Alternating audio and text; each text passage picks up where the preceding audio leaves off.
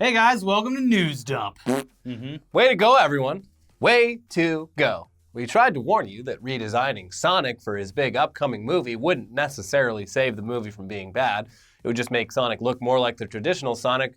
But the whole damn internet complained loud enough that a VFX studio had to spend countless hours of crunch time redoing the entire film so that people online would be happy, even though only a fraction of those complaining are actually even going to see the damn thing. So I'll get around to it, maybe catch it on a streaming platform. I don't know. No one actually cares as much as they were pretending to. Yeah. And now, that VFX company, despite all of their hard work and overtime, has shut down and left a bunch of talented, hardworking visual effects artists out of work. Job well done, internet. You did it again. Everything always happens exactly the way everyone wants it to. In a positive way. Well, you got the Sonic redesign, so I guess everyone's happy. Everyone wins. It was announced this week, first through very outspoken Reddit posts and then confirmed through various outlets that VFX company MPC has shut down its Vancouver studio effective immediately, and it's laying off staff at that location and their location in Montreal just before the holidays, as is tradition in this business. If you're going to fire someone, fire them at the worst possible time. Really make their life hell. Yep. Ruin their Christmas. Now, there really is no worst part when you're talking about layoffs because, well, these people are now out of a job. But one of the worst parts about this whole thing is that, as we said before, this studio had just gone through hell working insane hours to make sure that Sonic the Hedgehog would look exactly how fans wanted him to in order to make sure the movie would hit its updated release date of February 14th, 2020. Spending Valentine's Day with a hedgehog. But at least he looks good. As we said before, a lot of the information from this studio shutdown came in the form of Reddit posts from people who you would assume worked for the company or had inside information regarding the layoffs. Still, take it all with a small grain of salt, but there was what appeared to be actual documents posted as proof and stories about the inner workings of MPC over the last year or so. Here's what the now deleted post titled, "As a recently let go employee of MPC Vancouver" said. We've all put in extreme hours wrapping two infamous projects in the last couple of months. We've done multiple weeks without a day off, regular 17-plus hour shifts to the point that most of us are seriously sleep deprived and are suffering still. We've worked really fucking hard to get this work out the door for MPC, and I'm genuinely ashamed that they are happier prioritizing their profit margins and tax incentives over the insane talent and commitment of hundreds of dedicated VFX artists in Vancouver. I honestly feel insulted, like I've given MPC my all, and in return, they gave me the finger. Good luck to all other insanely talented artists that MPC currently employs in other locations, because the second another location becomes more attractive, you could be next on the chopping block. Wow. Another user who replied to the post chimed in with a comment regarding their work schedule and asking what would make them work these kinds of crazy hours every day for weeks, and why they're not just saying no when the demands are made or expected.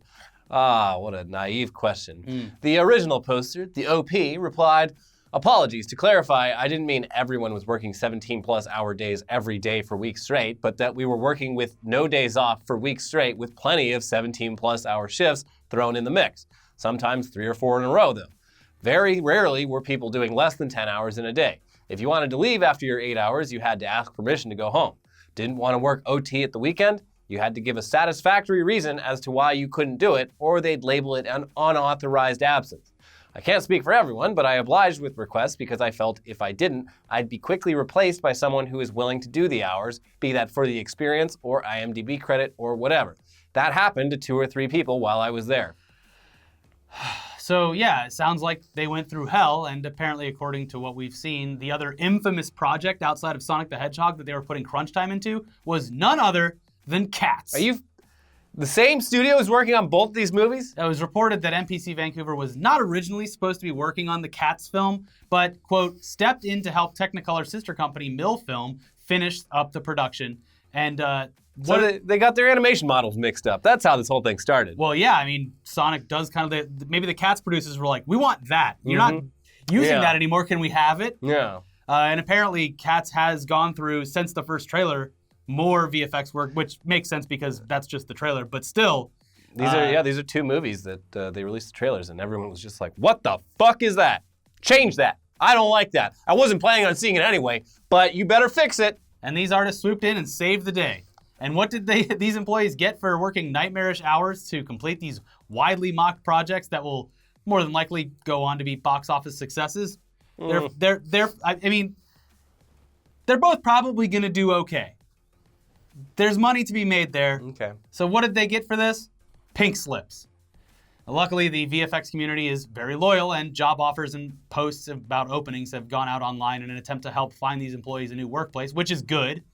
It just sucks that this is such a regular occurrence in an industry that's worth billions upon billions of dollars, especially when their roles are so vital to these productions. Yeah, that sucks. This particular one had a lot to do with other cities opening up greater tax incentives than what Vancouver was offering anymore. The VFX industry is plagued by this because it's, there's a really good documentary you can watch on YouTube about it. But yeah, the whole tax incentive scheme just means they're constantly either shutting down or moving around the world. So that's the other thing too, is it's like, even if this went the best way possible, which is they retained all of their VFX artists and just moved to whatever city was offering better tax incentives for the companies overall, that still means uprooting your entire life and moving to a different city at the whim of a big production studio, just whenever they want to save money on taxes. Yeah. These people, I'm sure a lot of them have families with children that go to schools and are ingrained in the community. And you know what? It sucks to have that happen. And that's just a good scenario. Yeah. The actual scenario is much worse because they all just got fired. And the reason these companies they go out of business so much is because they're all like lowballing each other, trying to get these contracts. And these contracts are kind of flat fees. So no matter how good or bad a movie does, these studios are just groveling or the VFX studios are groveling at the film studio's feet for the chance to work on the film. I think Jim Carrey should come off his wallet and pay for these VFX studios to stay in business. They made this whole movie possible. And you know what? Jennifer Lawrence should pay him too because of the Cats movie. Is she in Cats? I think so. I don't think she is. I can't tell who the fuck is in that except for the big ones, James Corden. Yeah, that's definitely James Corden. Idris Elba. I don't know. It's got a great cast. Well, James Willems is very excited for it. Good. And he's going to be able to look past all of the negativity to really see the gem that is there. Good for him. Anyway, moving on now to other absolutely ludicrous news. The feud between Disney and Martin Scorsese that started weeks ago is still, for some goddamn reason, still happening. And now it appears that there's going to be an in-person showdown between Scorsese and Disney CEO Bob Iger. Boom! If for some reason you're not already familiar with this feud, it's not even a feud. It's simple. Martin Scorsese said that he doesn't consider Marvel movies to be true cinema, and he was right. People freaked the fuck out for some reason, because nerds have thin skin. And then he doubled down on it by writing a lengthy explanation of his reasoning in a New York Times op-ed. So after he'd explained himself, the whole drama seemed to die down, which that happens. So just leave it alone, right? But as we've seen with the constant resurgence of the OK Boomer meme, old people are absolutely terrible at letting things go and have to constantly defend themselves for some reason, even though they're just bringing the whole ordeal back into the limelight and drawing more negative attention to themselves. Just shut the fuck up. Yeah. I mean, we haven't even pulled that one out in a while, I don't think, but it's a good tip. We should reiterate. If you're old and watching this, if you just shut the fuck up, things usually go away. Yeah. So that brings us to this week, though. And now it looks like Bob Iger and Martin Scorsese are just going to have a little chat face-to-face to settle this whole thing. Oh my God, who cares? Yeah. We're just going to go ahead and assume that the most obvious thing here, we're going to throw out a prediction that this meeting is going to end with Iger offering Scorsese a ridiculous amount of money to direct a lesser-known Marvel property that his filmmaking prowess and the marketing of having him helm such a project will help turn it into the next big blockbuster property. Yeah, I mean, that seems like the easiest kind of prediction to make. Like, I don't think so. I mean, yes, it would be weird, but also, are they just going to does Bob Iger really think that he's going to be able to successfully get the point that Marvel movies are art across to Martin Scorsese? Why does he even care? He makes know. So much money off of it. One guy calling your movies shit and doing it in a pretty polite way, all things considered, Yeah. does not take money out of your bank account. Yeah. Who the fuck cares? But anyway, yeah. Bob Iger offering Martin Scorsese a Marvel film probably won't happen. And even if he did, would Scorsese say yes? At this point, I don't think he could. The man's got too much pride. Yeah, exactly. And we're not sure how much money that hypothetical film would take for Martin Scorsese to say yes to committing to something that he's previously criticized. Who knows? I don't think it's going to happen. Yeah, it would have. I will eat my boot. Yeah, true. That's a good bet. It's Better bet than my haircut. He has no fucking reason to. Now, realistically, this seems to be more about Bob Iger's ego than anything. Because this news, it came from an interview he did with Time Magazine where he was named Business Person of the Year. Yes, he literally spoke about this feud during an interview where he was already being named the best at something. It's odd, but so is this whole situation. Here's what he said during the interview, according to a report from Entertainment Weekly. Speaking to Time, Iger largely brushed off the comments, calling them nasty and not fair to the people who are making the movies. If Marty Scorsese wants to be in the business of taking artistic risk, all power to him, he added. It doesn't mean that what we're doing isn't art. Again, he was being interviewed where he was named Business Person of the Year. Yeah, talk about that. He was like, yeah, you know what, Time, I agree. I had a pretty good year. We crushed the box office. We opened Star Wars Land. We had multiple successful movies, reimaginings of old animated classics. It was an amazing year that was only tarnished by this fucking asshole, Martin Scorsese, who had to go and ruin everything. Now my kids are making fun of me because they're all over Twitter.com. This is like if fucking Gordon Ramsay tried a Krispy Kreme donut. And he's like, this is fucking trash. I hate this. And Mr. This Krispy is not, Kreme is this like- isn't real fucking cuisine. And the Krispy Kreme's like, oh my God, what are we gonna do about Gordon Ramsay not liking our fucking donuts? The problem is Who cares? Gordon didn't come into an actual location and see how the donuts were made because it really adds to the whole It experience. doesn't matter. You're selling millions of donuts a day. Nope. No. No one thinks it's cuisine. It doesn't matter. They're donuts and people like fucking donuts. That's a good analogy. But Bob Iger's still pissed. The article then confirmed the meeting between the two, saying that, quote, Iger says his people and Marty's people are arranging a get-together. Fuck off. Honestly, we hope this all results in Martin Scorsese directing a film for Disney because that would be so perfectly stupid that it would only make sense in this very strange reality we're living in. Was Hugo a Disney movie? I don't know. Hugo's pretty good. That was Martin Scorsese, family-friendly kids. Well, there movie. was the rumors, too, that he was in talks with DC to potentially direct the Joker, and they just went with a guy who could copy all of Scorsese's work accurately enough. Yeah. So, I don't know, maybe it's in the cards. Maybe this whole thing is a long con marketing campaign from Disney and Scorsese, because maybe they were eventually going to announce that he would be doing something anyway, but they wanted to ride this out and get free marketing for months. I don't think that conspiracy is real, but I don't know. The entertainment news world freaks me out all the time, so I don't know. Well, whatever. Yeah. Speaking of Marvel and Disney, it was reported this week that Marvel Television, which brought us shows like Agents of S.H.I.E.L.D., Jessica Jones, Daredevil, Punisher, and more, has been shut down by Disney and will instead just eventually become a part of Marvel Studios. Yeah. All right. Obviously, this has a lot to do with Netflix owning the rights to a lot of these properties, and we already know that TV versions of Marvel properties will be coming to Disney+, so this news isn't all that shocking. But according to Deadline, the Marvel TV projects that are currently in production will continue, but any further development is being scrapped. As a result, a significant portion of the unit's staff are being laid off, sources said. Damn, more Merry layoffs. fucking Christmas. Right before Christmas and Hanukkah and Kwanzaa and Boxing Day, and that's why we say Happy Holidays. And President's Day.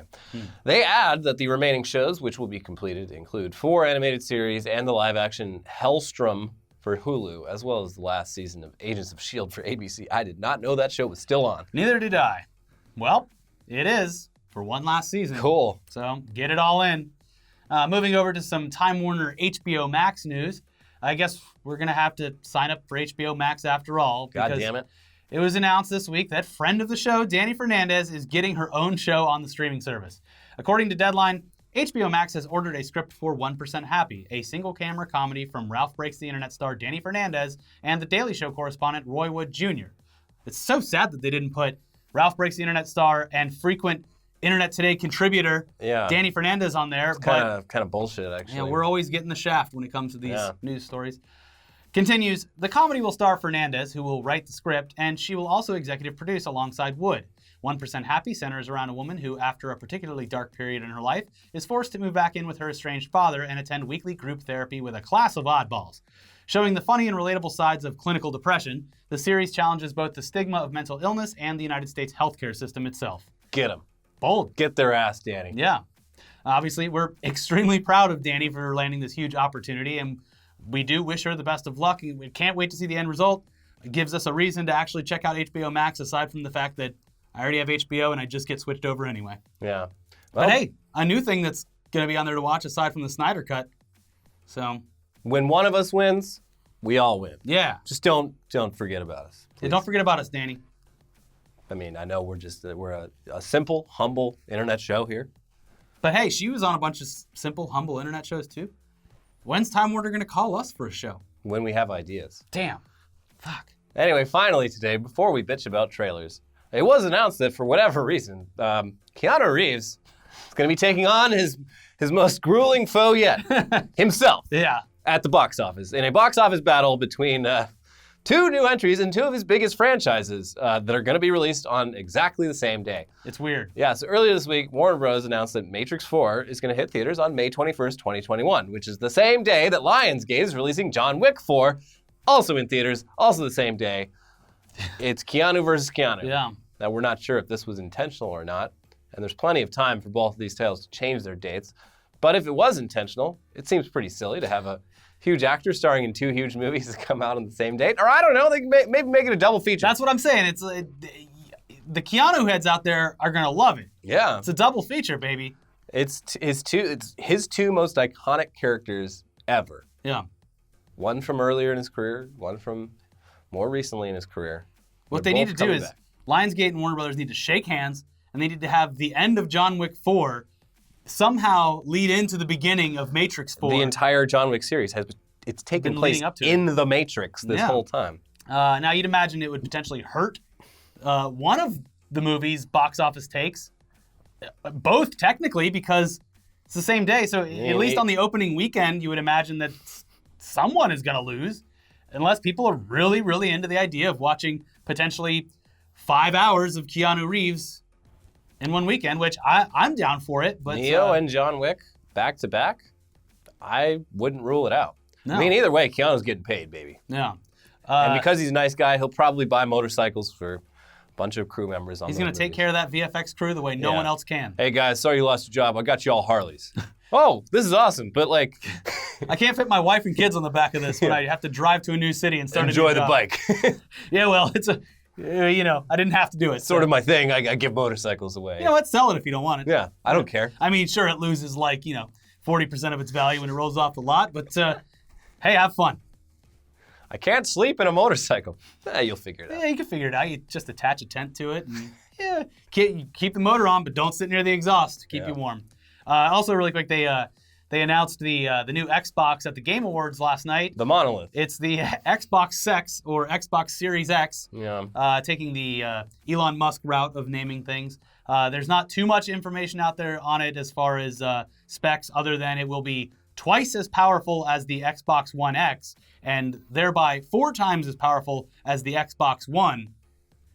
So, yeah, and it looks like an air filter, an air purifier. And it still has a disk drive, so that's not going away anytime soon. I mean, you get a sort of a sense of scale because of the controller, but it looks like it's going to be a real hassle for anyone trying to add it to their entertainment center in there.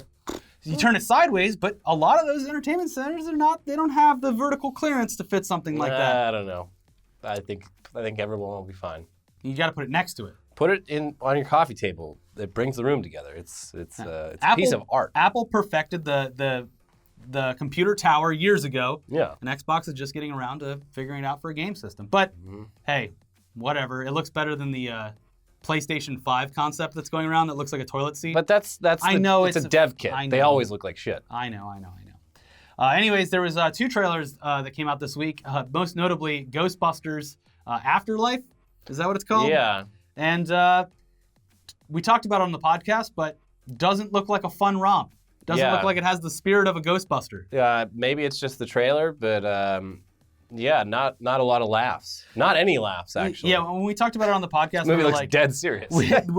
hopefully there will be a trailer that makes it look a lot more fun. But yeah, this looks like a very serious movie in the Ghostbusters universe. Hey, I heard you like Ghostbusters, so I got rid of all the jokes, taking up all that space. So it's just ghosts and busting them. Yeah. You guys remember the first Ghostbusters? Nah, you don't. This is exactly how it was. It's Stranger Things, but in the Ghostbusters universe. Yeah. Minus all the comedy, because the only technical comedian in it is comedian is Paul Rudd. He's a comedic actor, but he's not a comedian. Yeah. Whereas every other Ghostbusters movie, including the one that everyone hates, involved actual comedians as the stars. Yeah. So Cool. I'm hoping that another trailer comes out and it changes my mind, but kind of looks like a bummer. Yeah.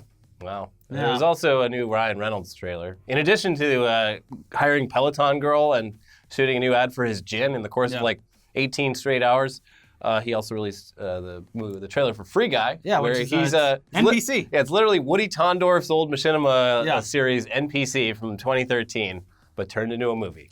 Yeah, this looks fun. Yeah, it does look fun. Goofy as shit, but it looks fun. Looks very silly. I think I heard ninjas in it, so. Oh, well, don't give him a knife. Yeah, he can't even cut bread. He'll cut right through that avocado. I mean, say what you want about his bread cutting skills. The man has obviously been working out because he cuts straight through the pit of an avocado like no problem. I'm just gonna wing it. No, maybe you shouldn't. Maybe you shouldn't. No. Anyways, if you missed our Game Awards stream last night, too bad. It's deleted. We had multiple copyright violations. Yeah. Thanks, Green Day. And multiple moral violations. So that's gone. But if you were there, we all had fun. Just had to be there. You didn't miss much. You only missed 3 hours of us bitching about video games. Yeah.